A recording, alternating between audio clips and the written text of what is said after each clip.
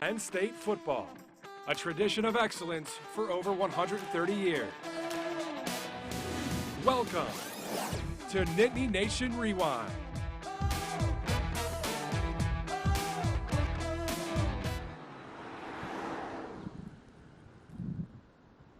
Some things change and some things stay the same.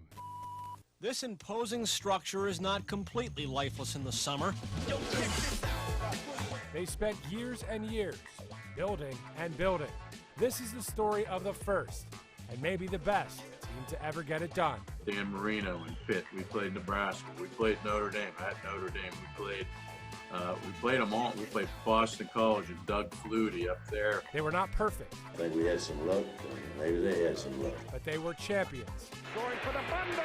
Garrity. Touchdown. 3, 2, 1. Penn State wins it. So many things have to go right to win a championship. We were really a close group of fellas, rowing in the same direction. Nittany Nation Rewind starts right now.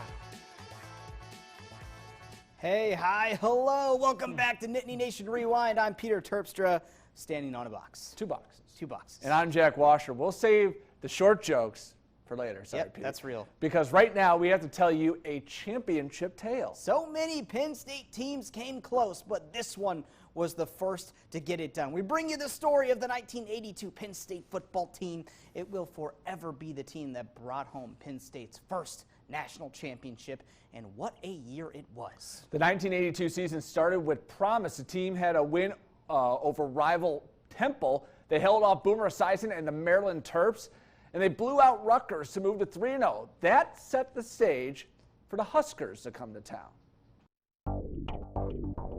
On a late September afternoon, Penn State began its gauntlet of opponents when second-ranked Nebraska and the legendary Tom Osborne waltzed into Happy Valley. Blackledge play action. The Nittany Lions controlled the pace of the game twice, storming out to a 14-point lead. Blackledge on second down and 8 over the middle. And it is caught for the touchdown. But each time, Nebraska punched right back and would take a 24-21 lead with less than 2 minutes to play, setting the table for a drive to remember. Be in that huddle. We had to go, the length of the field, and have Todd Blackledge, the calmness, the focus. This is it. This is what we came to Penn State for. With just 13 seconds left, and Penn State at the Nebraska 17, chaos ensued. So many things have to go right to win a championship. There were some controversial calls, allegedly. Todd Blackledge hit Mike McCloskey at the 2-yard line. Or did he? As I say to everybody, the ref said I was. I've seen the diagrams of the Penn State field that friends have made fun of, with it, where it sticks out in a couple different places along the sidelines. I don't think it's as big a stretch as some people might think that I was in bounds because I was dragging my back foot. But yeah, I'll, why not? I'll say I was in. One play later, Blackledge found Kirk Bowman as bedlam broke out at Beaver Stadium. Penn State winners 27-24. That last drive to win the game at home and to go out there and do it is something I'll never forget. So Penn State immediately had a bye week after that win. The team was riding high, just took down the number 2 team in the country. Penn State actually bumped up to number 3 during the bye week and had to head to the Simi South for its next game in Birmingham, Alabama. This game should be something. Legion Field. Penn State walked into the house of the Bear, Paul Bear Bryant, and 4th-ranked Alabama, a game the Nittany Lions quickly knew they were in for a long day. This is Darrell White, who leads the Southeast Conference is blocked. Alabama's blocked, taking it in will be Lewis, a beautiful fake touchdown. Blackledge going to have to get rid of it. Pitts is there, it's intercepted. You've got to face adversity, whether it's a football season or in life. The frustration we had there was, despite all the mistakes we made, we were only trailing in that game 27-21 with about 6 minutes left. But then the floodgates opened. Oh, he hit his own man. Patrick to the 5, touchdown. Blackledge back.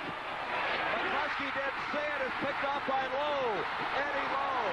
Lowe to the 5, touchdown. Penn State suffered its first loss of the season, 42-21. but it's what happened afterwards that would change the course of the season. The decisive moment of that season was in that locker room at Legion Field in Birmingham, Alabama. We were humiliated. And at that point in time, with the leadership of, in particular, I remember Joel Coles gave one of the most fiery, emotional speeches in the locker room, saying, "This is not over." Joel's words really were impactful, and we came back from Birmingham determined to go to work that following Monday, and it unfolded after that.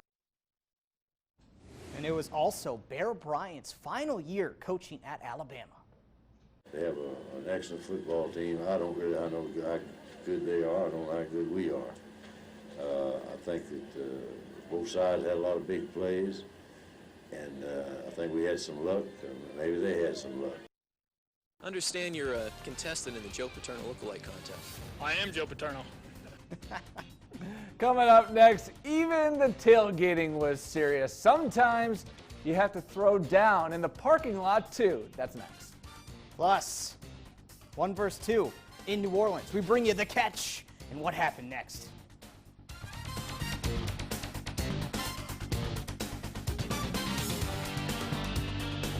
For over 40 years, Joel Confer Toyota has provided the utmost customer service while serving local communities. Stop in today and let Alan Hall use his 44 years of experience to help you find your new Toyota vehicle. Log in today at joelconfer.com or visit our showroom at Joel Confer Toyota of State College. The sun is still shining, the waves keep rolling in, and the beach is waiting. We love being outside, with the sun on our face and our toes in the sand. Myrtle Beach is 60 miles of wide open beaches with good times, great people, and plenty of space to find your place and get back to what matters most. We belong at the beach. When you're ready, we're ready. Visit Myrtle Beach. Violence in the streets. It was terrifying because there were riots going on up in D.C., into Arlington. Controversy in the schools. My wife and I, we hold to conservative values and we value faith in our home. And the COVID lockdown. They'll tell me right out of the gate, I'm working remotely. There's nothing keeping me in the area. Life in the big city is changing. How are Americans responding? On the 700 Club Monday. Think you know FanDuel? Well, what if we told you that we've got an ace up our sleeve? Introducing FanDuel Casino. Now you can play casino games like blackjack, roulette, and online slots for real cash right from your FanDuel Sportsbook app. So when we say there's more ways to win on FanDuel, you can take that to the bank. New casino players, play your first 24 hours risk-free on the FanDuel Sportsbook app. Get up to $200 back. Hi, I'm Carrie Confer. You know, I've driven Toyota trucks most of my life. Silly boys, trucks are for girls. Come see us at Joel Confer Toyota. Joel Confer Toyota in State College. Toyota, let's go places. Thank you for watching WTAJ's Nittany Nation Rewind. Nittany Nation Rewind is proudly presented by Patterson Automotive. You're watching Nittany Nation Rewind. Welcome back to Nittany Nation Rewind. I'm Jack Washer, and I'm tall. And I'm Peter Terpstra, and I'm short. But you look tall on those boxes. On double boxes. Yeah. And you know what I like? Short football players. Yes, you right? do. It's time to talk about the best shrimpy gunslinging quarterback around. It isn't a question how much yardage you give up. It's a question how many points. A kid who wants to throw the ball like that, fine. And then we got ahead, and we didn't put any pressure on him the second half. We just figured he wanted to throw the ball, fine. We just weren't going to give him a bomb. You know who we're talking about. We're talking about Doug Flutie. When he was at Boston College playing quarterback for them, Penn State bounced back from its first loss by taking down Syracuse, number 13 West Virginia, Flutie and Boston College, and number 13 Notre Dame. That set up a rematch. Number 2 Penn State and number 5 rival Pittsburgh in Happy Valley. Penn State blew out the Panthers the year before. Dan Marino and Pitt wanted revenge, and they would not get it. Kurt Warner starred, and Penn State prevailed. 19-10, that locked in a spot in what would be the national championship game. Welcome to New Orleans, welcome to the Sugar Bowl. Welcome to the national championship between Herschel Walker and the Georgia Bulldogs and the underdogs, Penn State. Penn State was holding on to a 3-point lead to start the fourth quarter, and then you had the catch. It's almost 38 years ago, so I don't. I'd like to say I remember all the details, but I don't. Going for the bundle, Garrity, touchdown! Todd Blackledge threw a perfect ball. Greg Garrity made a perfect catch. Laid out for a photo and a touchdown that will live on forever. I had a bird's eye view of that because I didn't block anybody on that play. It's always Blackledge to Garrity, cover Sports Illustrated. Not once did they mention Battaglia to Blackledge to Garrity. I mean, that play wouldn't have happened without. Garrity would also pick up a key first down to seal the deal later in the game. Penn State would hold on and hold off Herschel Walker to take home the school's first national title, 27-23. I think at the very end of the game, it started to, after that clock struck 4-0, and Frank Fisher's epic, Penn State national champion. 3, 2, 1. It started to sink in. I think on the drive home, once we landed in Harrisburg the following night, and that 90-mile parade from Harrisburg on Route 322, it really dawned on us what this meant to so many people, and the fact that we had achieved something that Penn State had really fought so hard for so many years, only to come up short.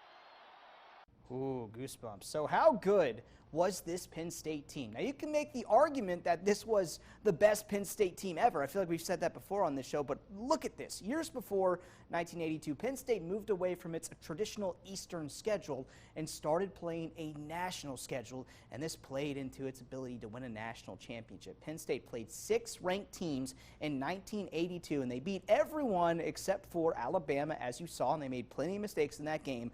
They also beat Maryland, led by Boomer Esiason, and Maryland would finish the season ranked. So maybe there's 7 ranked teams in there. Yeah, and also helped that Penn State had a guy named Todd Blackledge, legendary Penn State quarterback, but people forget he was not a clear-cut starter his entire career at Penn State. He actually took over as a starter midway through the 1980 season as a sophomore, and in 1982, he had his best year by far. More than 2,000 yards passing, which in 1982, that's a lot.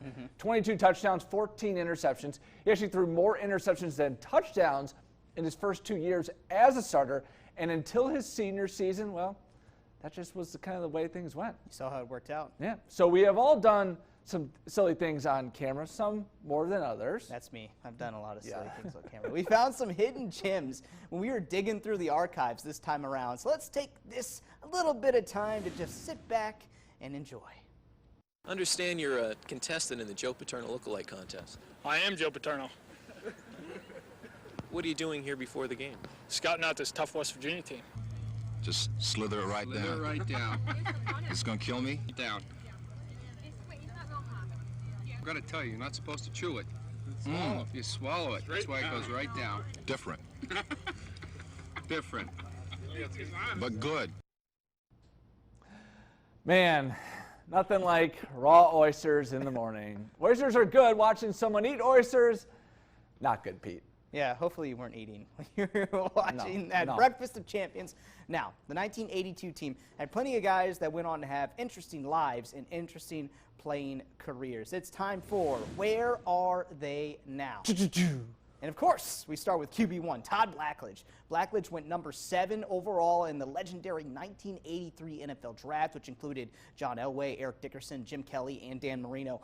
Blackledge had a 7-year NFL career. He was drafted by Kansas City, 5 years there, 2 with the Pittsburgh Steelers. Now, he went 15-14 as a starter. His NFL career, not as good as his broadcasting career has been, right? He made magic with the microphone after he started in radio in Ohio. He started working as a college football analyst in 1994, and he is currently working with ESPN as a college football analyst. And you've probably seen him on some of the Penn State football broadcasts. Nothing like a little hometown broadcast.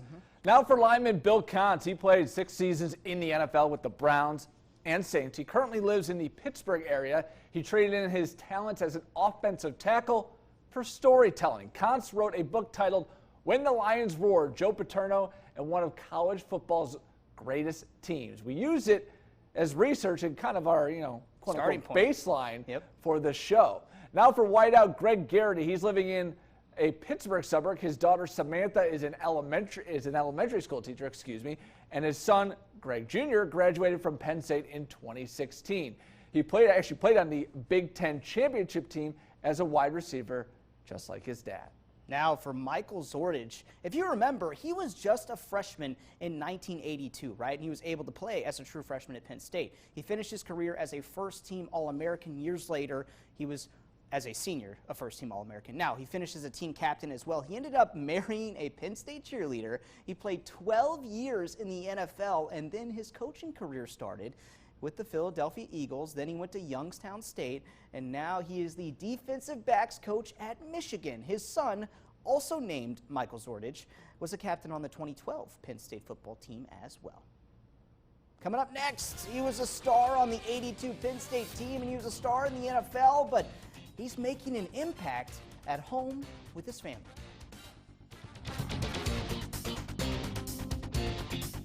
Hey man, I'm down here at Beer Belly's Beverage. What are you thinking about tonight? How about some Dos Equis? Or hey, how about some good old Bud Light? That's always good for game day. No? How about some Guinness then? Come on man, I can't name all the beers they've got here. They've got over 500. With over 500 options, we know it's hard to choose, but whatever you're in the mood for, Beer Belly's has the beer for it. Located in Hamilton Square Shopping Center, State College, PA. At Patterson Automotive, we're under new ownership, new management, and we have a new way of doing business. We're proud to treat our customers and employees the way they should be treated, like family. Come by to see our multiple showrooms and say hello or shop online. Whether you're looking for new and used cars or scheduled maintenance, from sales to service, at Patterson Automotive, you're our Patterson priority.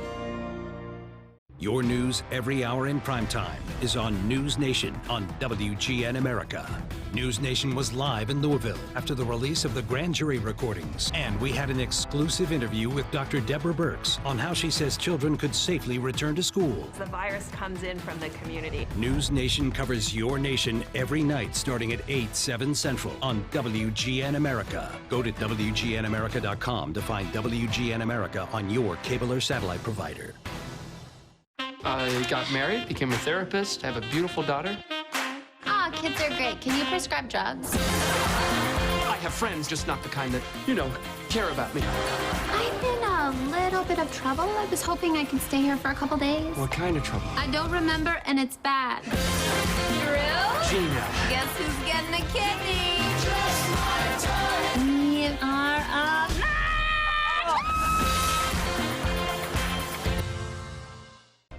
Thank you for watching WTAJ's Nittany Nation Rewind.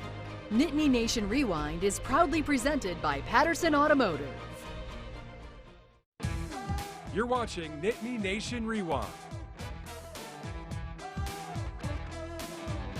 All right, welcome back to the show. Well, he was one of the top players in Penn State history, but he might be making his mark on the world at home with his family. Our Nittany Nation's Casey Kantz has a story. For a program commonly known for pumping out great linebackers, Penn State has also had an incredible list of great running backs, none more dominant in his day than two-time All-American Kurt Warner.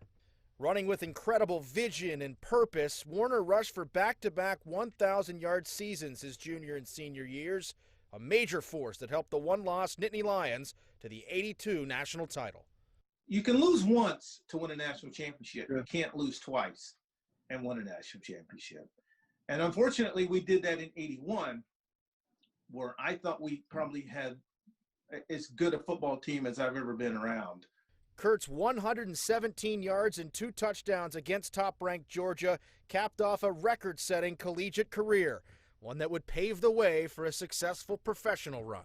I was alerted to the fact that I was going to get drafted number 3, probably a day, maybe 2 days prior to that, where the Seahawks decided to move up, I think 8, 9 spots to pick me third.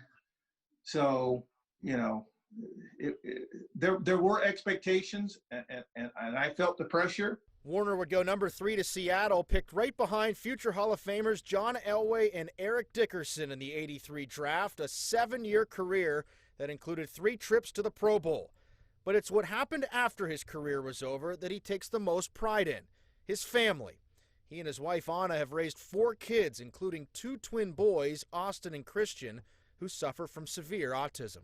They are 26 years old, big, tall, young man, but with the mentality of 7 years old. They still need 24-hour care. So it continues. It has gotten a little easier. But that's something that, at least for us, they haven't recovered. Austin and Christian's condition and how they handle it as a family prompted Kurt and Anna to write a book, one that they hope will help other families dealing with the same things. It's real. No, we didn't. So it's just all this stuff that we went through and still going through. So it just is not a how-to book. We are not teaching anybody on. It's not a how-to book. We don't talk about a lot of the therapies or treatments that we have used, because that's not our position to come and tell you, well, do this because this is going to work, because what works for one kid might not work for another. So it was really just telling the world our story. And Anna recalls a special moment in 2009 at Kurt's college football induction ceremony in New York, where she was approached by the late Joe Paterno. Joe came to us and said that if we were ever in state college, to bring the boys, that him and his wife could take care of them so we can go out and do something. Wow. I mean, that was his heart. Special family, special coach, just wonderful people to be affiliated with.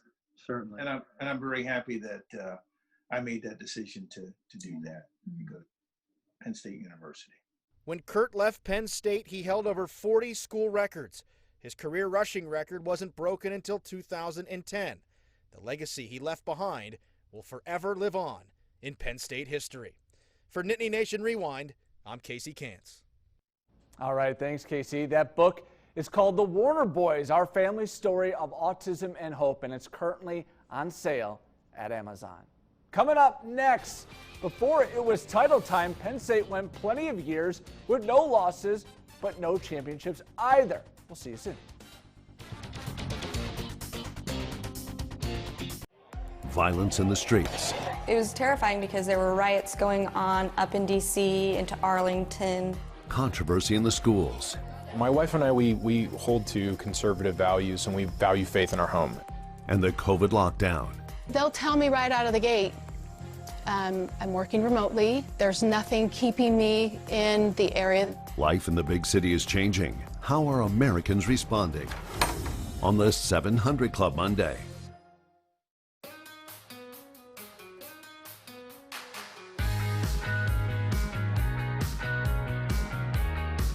With advanced technology available in the Nissan Rogue, you'll be equipped to help protect the moments that matter most. This is tech that gives you confidence. Save $2,500 on Rogue, or get 0% financing for up to 84 months on 14 models.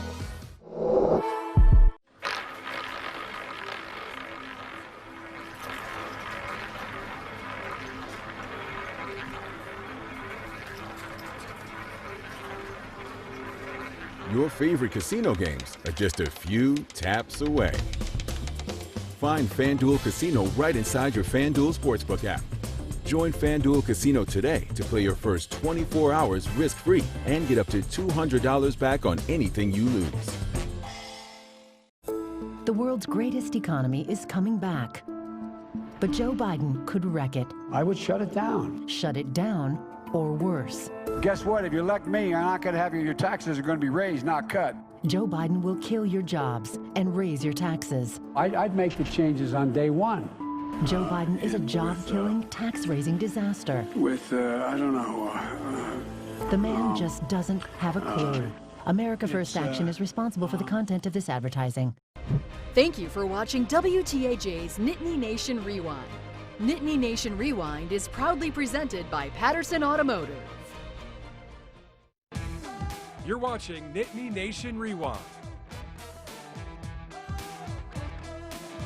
Welcome back. Penn State has 13 undefeated seasons dating all the way back to 1887, but only 2 national championships.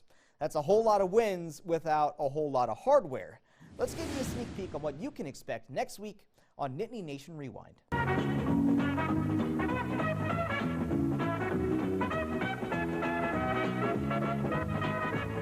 Get all your men on defense. That's far to go. Third down and you gotta run. You'll get hurt if you don't. That is part of a video played at a team reunion reliving the 1968 and 69 seasons. Penn State went 11-0 both years and finished number 2 in the final AP poll both years. Next week, we'll take a look at those years and more. I love that old video. Joe Paterno in the 60s. We found some just gems. I want to take some time to thank some of the folks that did interviews with us, helped us out with this show. Obviously, Bill Kontz and his book was a big help. Mark Battaglia, the center from that team. You saw the story with Kurt and Anna Warner, of course, and Mike McCloskey tied in on that team. He was in bounds. Also, big shout out to the Mace family in Harrisburg. Greg Mace was a fixture in the sports scene there for years and years, and actually helped us with a lot of the video for this season. And Peter, this was arguably, in Bill Kontz's book, laid it out, the greatest team in college football history. And it's not, hyperbole. Look at the teams they played. Look where they finished. And it's not just the teams. Some of the names of the people they built, right? They beat 81 and 82, Dan Marino, Boomer Esiason, Doug Flutie. The list goes on and on and on. Folks, that's going to do it for this episode of Nittany Nation Rewind. We'll see you next week.